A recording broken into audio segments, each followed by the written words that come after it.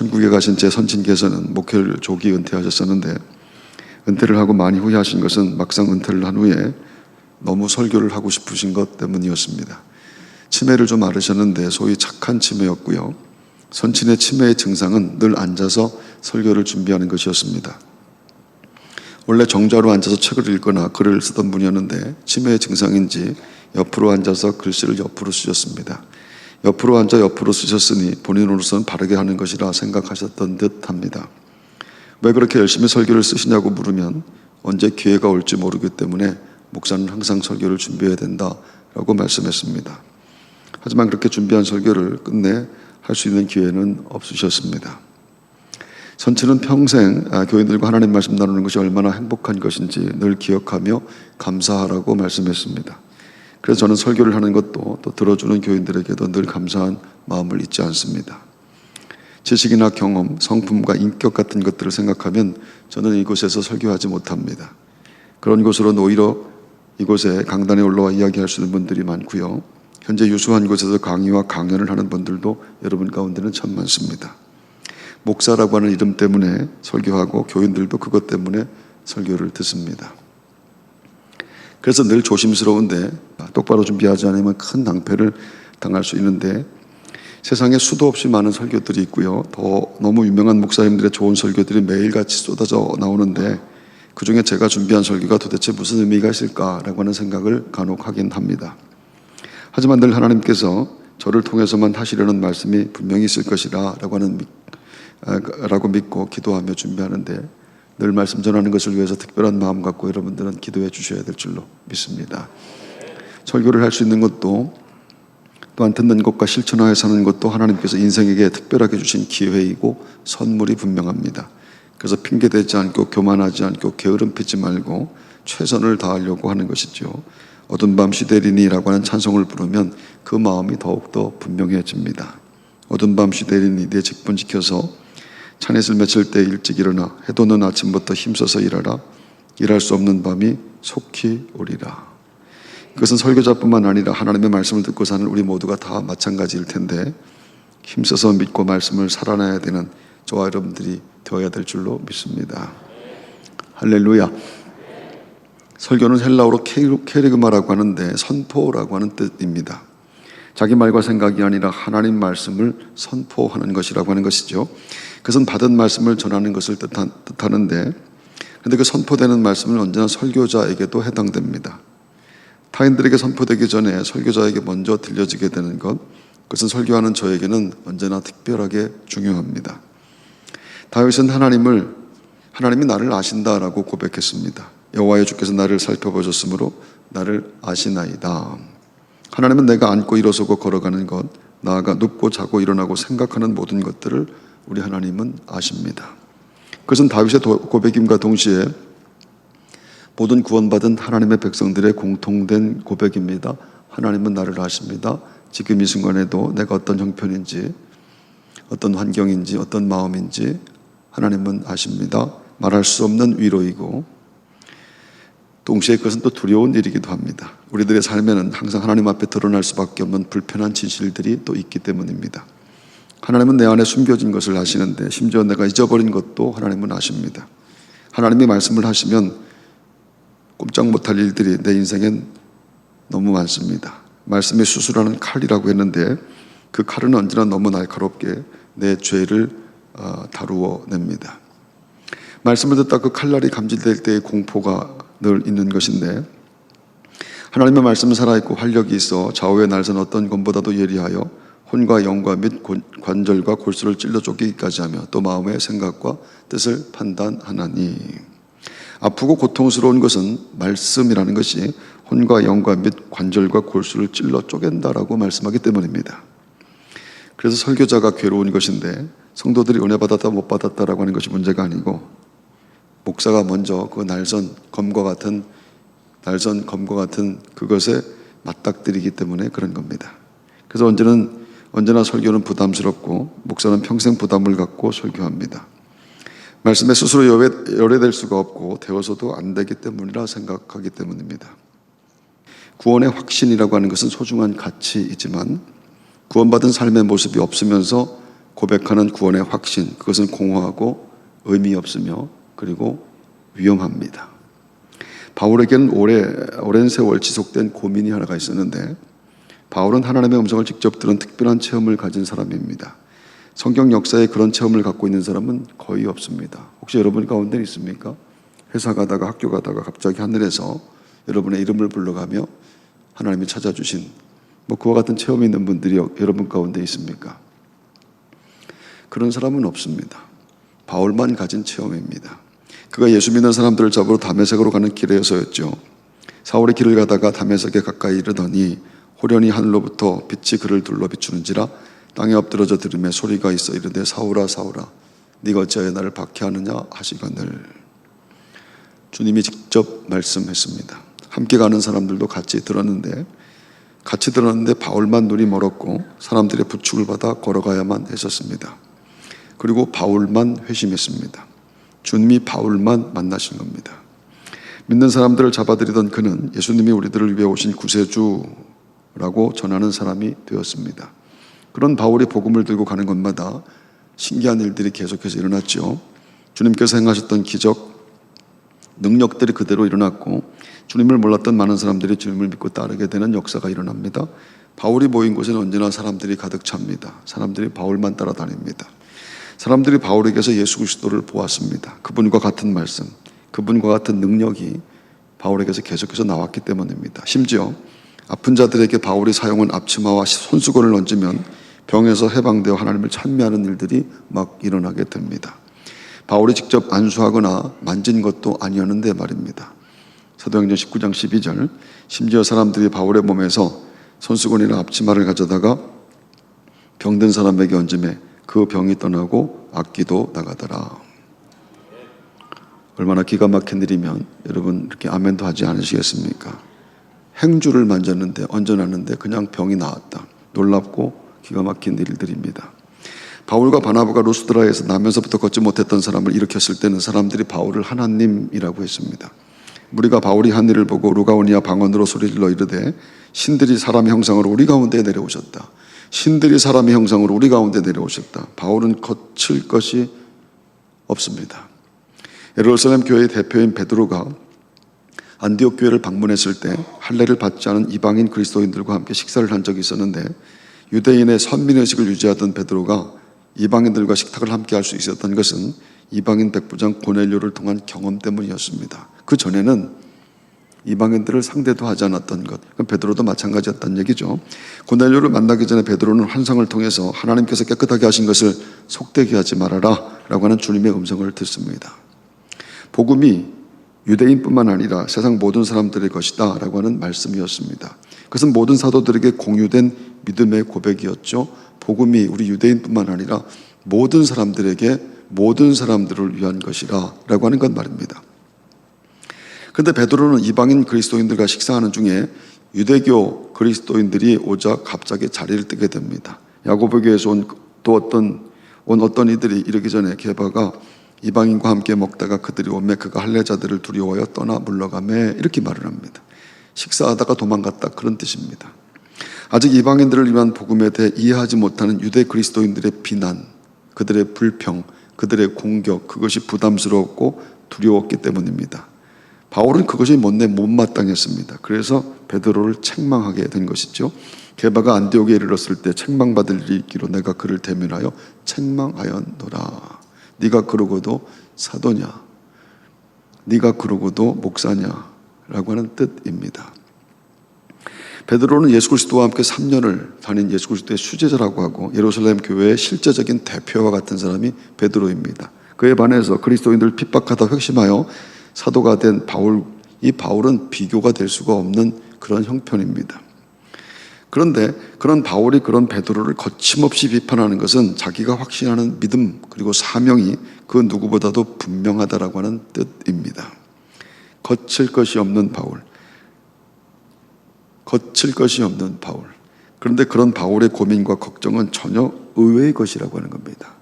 그런 사람에게 무슨 고민과 걱정이 있겠는가? 근데 그의 걱정이 있는데 그것도 참 의외라. 내가 내 몸을 복종하게 하면 내가 남에게 전파한 후에 자신이 도리어 버림을 당할까 두려워함이로다. 바울에게 있는 고민은 어쩌면 내가 구원에서 떨어질 수도 있겠다. 천국까지 못할 수 있다. 나는 그것이 두렵다. 이것입니다. 그런 생각, 바울의 생각은 의외이고 또 이해될 수도 없습니다. 바울에게 너무 많은 그런 고민을 하기에는 너무 많은 체험과 증거가 있기 때문이죠. 아무도 예상치 못했던 고민이 바울에게 있었던 겁니다. 다른 사람들은 다 구원해 놓고 정작 나는 구원받지 못할 수 있다. 바울이 그런 고민을 했다면 오늘 우리도 좀 생각을 해봐야 됩니다. 천국 못 갈 수 있다. 천국 못 갈 수 있다라고 하는 말씀을 들으면서도 눈을 감고 있을 수 있다라고 하는 것도 참 신기합니다. 오랫동안 교회 다녀서도 많은 일을 하고 신비롭고 분명한 체험을 했어도 심지어 평생 목사로 살았다 할지라도 평생 말씀을 전하며 살았다 할지라도 마찬가지입니다. 천국 못 갈 수 있다. 그래서 이 말씀을 잘 들어야 됩니다. 인생엔 언제나 특별하게 기쁜 소식들이 있습니다. 오랫동안 힘들게 공부하던 자식이 원하던 학교나 직장에 최종 합격했다라고 하는 소식을 듣는다면 그 자식, 안타까운 마음으로 그 자식을 위해서 기도했던 부모는 눈물이 날 정도로 기쁘고 행복할 겁니다. 힘든 투병 생활을 견뎌내고 의사로부터 결국 완치됐다라고 하는 소식, 이제 1년에 한 번씩 검사만 받으면 됩니다. 이제 완치됐습니다. 그에 못지않은 기쁜 소식이 될 겁니다. 그러나 믿음으로 사는 것이 분명하다고 한다면 그런 모든 것들과 비교할 수 없는 기쁜 소식은 구원의 소식입니다. 지옥으로 가다가 건진받아 천국에 가게 됐습니다. 그리스도의 복음은 죄로 저주받아 지옥 가는 인생들에게 임한 구원, 천국의 소식. 이것은 아침 안개와 같이 끝날 것 같은 내 인생이었는데 이것이 영원한 하나님 나라로 연결되었습니다라고 하는 이것보다 더 기쁜 소식은 없는 겁니다. 사람들이 그 구원의 소식을 고백하고 또 찬송하면서 그럼에도 별다른 기쁨과 감격이 없는 것은 다른 이유가 아닙니다. 천국과 지옥을 믿지 않기 때문입니다. 구원의 확신이 없거나 구원에 대해 다르게 생각하고 있기 때문이라는 것이겠지요. 그래서 구원받은 사람답게 살 마음도 없는 겁니다. 많은 사람들은 삶의 고난 그리고 문제의 해결, 마음의 평안을 구원이라고 생각합니다. 그것은 성경의 구원이 아닙니다. 종교적 구원, 그것이 마음의 평안, 문제의 해결, 삶의 고난의 해결이라고 하죠. 불가에서는 인간의 영혼이 육체에 들어가면 해탈할 때까지 윤회를 반복한다고 합니다. 사람으로 태어났다가 동물로 다시 태어나기도 합니다. 벌레로 태어나기도 합니다. 그래서 여러분들은 불가에서 말하는 것으로 하면 예전에 개일 수도 있고 닭일 수도 있습니다. 그래서 교리상 육식을 할 수가 없는 것이지요. 소나 돼지가 부모와 조상일 수 있기 때문에 말입니다. 구원을 얻을 때까지 돌고 도는데 그 윤회에서 벗어나는 것, 깨달음으로 벗어나는 것을 해탈이라고 합니다. 즉 깨달음을 통해서 계속된 번뇌와 욕망으로부터 해방되는 것을 말하지요. 하지만 하나님의 구원은 각이 아닙니다. 하나님의 구원은 깨달음이 아닙니다. 즉 마음의 평안, 세상 고통과 번뇌로부터의 해방, 그것을 구원이라고 말하지 않습니다. 성경의 구원은 실제적이고 전인적인 것인데 굳이 정의하자면 죄인이 회개하여 예수를 주인으로 모시고 예수의 제자로 살다가 죽어서 천국 가는 것. 할렐루야. 죄인이 회개해서 예수님을 주인으로 모시고 예수님의 제자로 살다가 죽어서 천국 가는 것, 그것을 구원이라고 합니다. 그래서 성경은 성도는 복된 것이며 나아가 성도의 죽음까지도 복된 것이다 라고 말씀합니다. 지금 이후로 주 안에서 죽는 자들은 복이 있도다. 크게 아멘 하십시오. 할렐루야. 어떤 청년이 애인과 같이 식당에 갔는데 식당에 세옹지마라고 쓰인 액자가 붙어 있었습니다. 무슨 뜻이냐고, 무슨 글이냐고 물어보았습니다. 여자친구가 무슨 글자냐고 물어보았는데 남자는 무슨 뜻은커녕 읽지도 못했습니다. 뒤에 두 글자는 비교적 쉬워서 읽을 수가 있었죠. 세옹지마. 뒤에 두 자는 지마인데 앞 두 글자는 생전 처음 보는 한자였습니다. 남자는 자신 있게 여자친구가 알 수 없을 것이라 확신한 남자는 자신 있게 가르쳐 주었습니다. 남기지 마. 믿음 생활에는 똑바로 알아야 되는 것이 있는데 믿음의 삶은 끝이 있고 그 끝에는 심판이 있다고 하나님이 말씀하기 때문입니다. 한 번 죽는 것은 사람에게 정해진 것이요 그 후에는 심판이 있으리니. 처음에 말씀드린 것처럼 저는 자신에 대한 부끄러움 때문에 책망하고 공격하는 설교를 잘 못하는 편입니다. 잘못 사는 것에 대해 지적하고 경고하는 것은 목회를 하는 목사에게, 설교를 하는 목사에게 꼭 필요한 치리와 권증의 문제입니다. 하지만 책망하지 않아도 성도들이 알아서 듣도록 성령님이 역사하실 것을 늘 간구하고 믿습니다. 그래서 제 설교는 주로 책망하는 설교라기보다는 인간의 유한성과 불가능성, 인간의 죄성, 그리고 하나님의 다함이 없는 은혜와 자비에 대한 것들이 대부분입니다. 그래도 선포해야 할 의무와 책임을 늘 기억하는데 어떤 형태로 설교한다 할지라도 성령께서 깨닫고 결단하게 하시는 은혜를 베풀어 주시는 것이 늘 감사할 뿐입니다. 굳이 지적하고 책망하지 않아도 교우들이 하나님 말씀을 잘 듣게 되는 것, 그래서 잘 듣고 스스로 고치고 바꾸고 믿음으로 살려는 결심이 생겨나게 되는 것, 하나님의 은혜인 줄로 믿습니다. 타인의 잘못을 지적하고 가르치고 정죄하는 것에는 일종의 카타르시스가 있는데 언제나 개혁과 혁신과 혁명은 사람을 흥분하고 또 뜨겁게 만들어냅니다. 대부분의 사람들에게 인식되는 결핍이라고 하는 것은 언제나 인과의 관계를 추론하게 만드는데, 즉 인간이 결핍을 생각할 때에는 언제나 불공평한 세상 때문이라고 하는 인식이 만들어진다라고 하는 것이죠. 그래서 인간은 순식간에 억울해지고 언제나 분기탱천해질 준비가 되어 있습니다. 화날 준비가 되어 있는 사람들, 항상 불공평, 불공정, 불합리한 것들이 보이기 때문에 말입니다. 그렇지 않은 시대는 역사 가운데 한 시대도 없었습니다. 그래서 남을 잘 비판하고 공격하고 넘어뜨릴 수만 있다면 그러면 성공하는 겁니다. 큰 놈과 싸워야 급이 올라간다고 생각합니다. 그런 인간의 본성에서 시작된 공격성은 하나님이 만든 질서를 무너뜨리는 것으로 발전해 왔습니다. 급기야 세상의 권위와 존경과 순종이라고 하는 것들의 가치를 사라지게 만들었죠.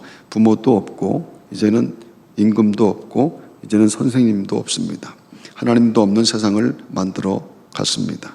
개혁은 많은 사람들의 간절한 열망인데 개혁이라고 하는 이름으로 하나님이 만든 질서를 다 무너뜨리는 일들, 어제도 시청 앞에서 얼마나 많은 엄청난 일들이 일어나는지 모릅니다. 도대체 인간은 어디까지 가야 되는가라고 하는 것을 정상적인 사람이라면 누구나 생각하는 그런 날들입니다. 그런 것은 계속해서 반복되고 더 발전해 갑니다. 우리 사회의 모든 것들은 다 개혁해야 되는 것이 맞을 겁니다. 그런데 역사는 언제나 그렇듯 개혁을 외치는 사람들이 모두 개혁의 대상이었음을 증명해 왔습니다. 그것은 포기할 수 없는 가치이지만 개혁의 대상이 개혁을 만들어내는 것은 불가능했던 것입니다. 에덴 동산에서 뱀이 선악과를 먹으라고 하와를 유혹할 때 한 말이 이것이었죠. 너희가 그것을 먹는 날에는 너희 눈이 밝아져 하나님과 같이 되어 선악을 알 줄 하나님이 아심이니라. 바벨탑을 쌓아 하늘에 올라가자고 했을 때 사람들이 외쳤던 말은 이것입니다. 또 말하되 자 성읍과 탑을 건설하여 그 탑 꼭대기를 하늘에 닿게 하여 우리 이름을 내고 온 지면에 흩어짐을 면하자 하였더니, 이렇게 말합니다. 죄로 인한 타락은 언제나 하나님 되고 싶은 유혹에서 시작됩니다. 하나님 되고 싶은 유혹의 본질은 자기 마음대로 살고 싶은 겁니다. 자기 마음대로, 자기 소견에 오를 대로, 자기 기분대로, 감정대로, 자기 뜻대로, 자기 욕망대로 살고 싶은 것 말입니다. 그것을 선악을 판단하는 판단자, 주체가 되고 싶은 본성, 하나님이 되고 싶은 욕망을 말합니다. 인간에게 그 유혹은 끝이 없습니다.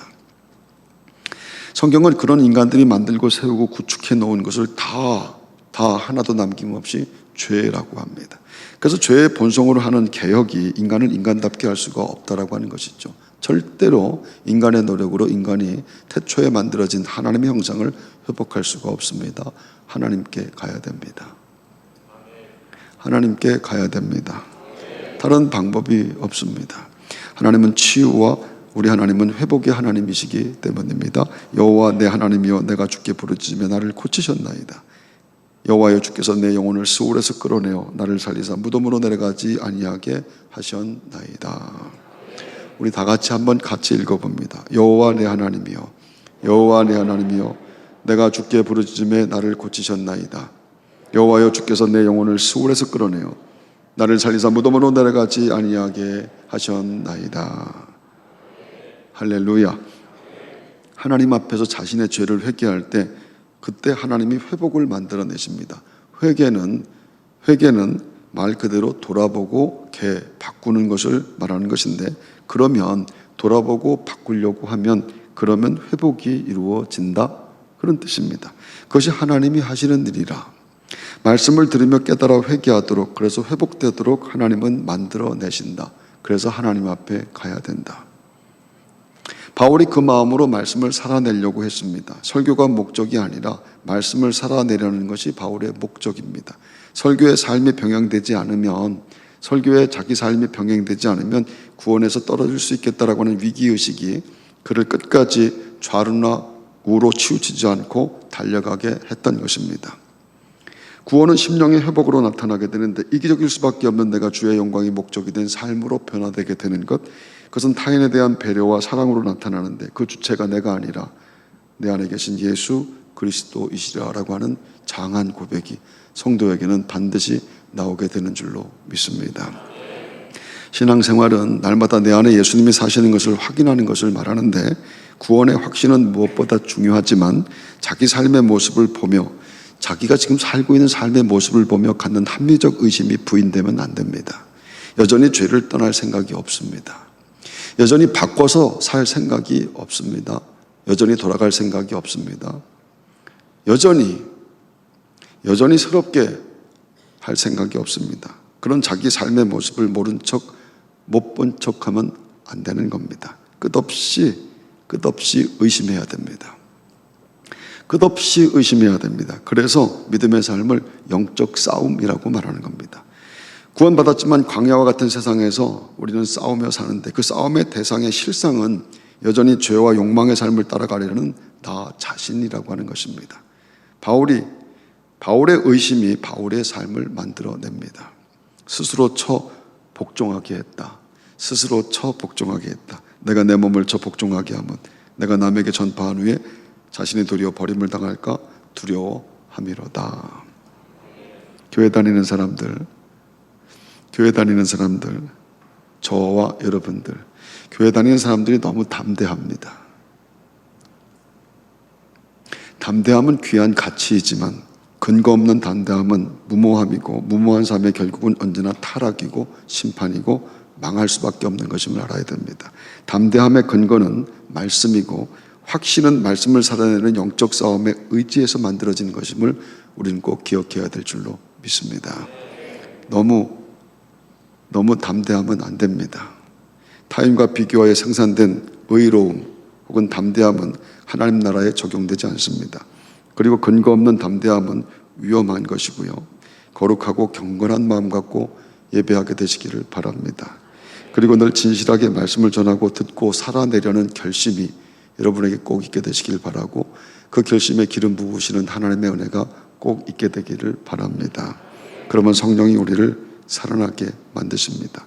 신실한 믿음의 삶, 들린 말씀의 순종으로 날마다 살아나는 복된 성도들, 여러분의 귀한 믿음이 되시기를 주의 이름으로 축원합니다.